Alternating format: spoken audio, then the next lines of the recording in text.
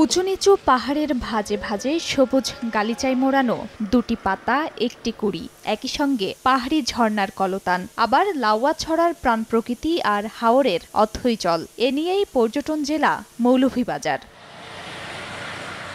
প্রাকৃতিক সৌন্দর্য ও নৈসর্গিক আকর্ষণের অনন্য এই জনপদ ভ্রমণ পিয়াসী আর সৌন্দর্য পিপাসুদের অন্তরকে শীতল করতে বাধ্য।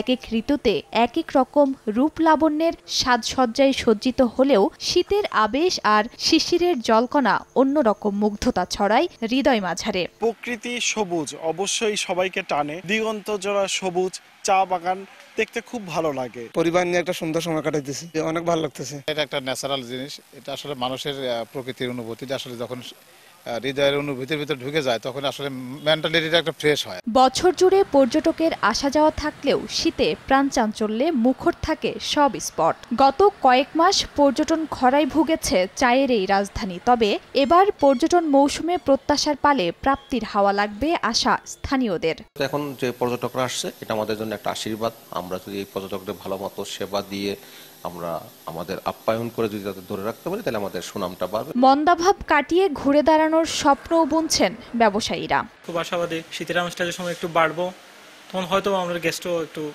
বাড়বো, যাতে আমরা ব্যবসা হতে একটু ভালো হইব। পর্যটকদের নিরাপত্তায় সব ধরনের প্রস্তুতির কথা জানিয়েছে স্থানীয় প্রশাসন। টুরিস্ট পুলিশ সহ শ্রীমঙ্গল থানা পুলিশ আমরা সবার সাথে মিটিং করেছি, আমাদের জনপ্রতিনিধি তাদেরকে সব সময় নিয়ে আমরা অবহিত করি যাতে নিরাপত্তাহীনতা না ভোগে। মৌলভীবাজারে অর্ধশত পর্যটন কেন্দ্রে বছরে ভ্রমণ করেন প্রায় 10 লাখ পর্যটক। সময় সংবাদ, মৌলভীবাজার।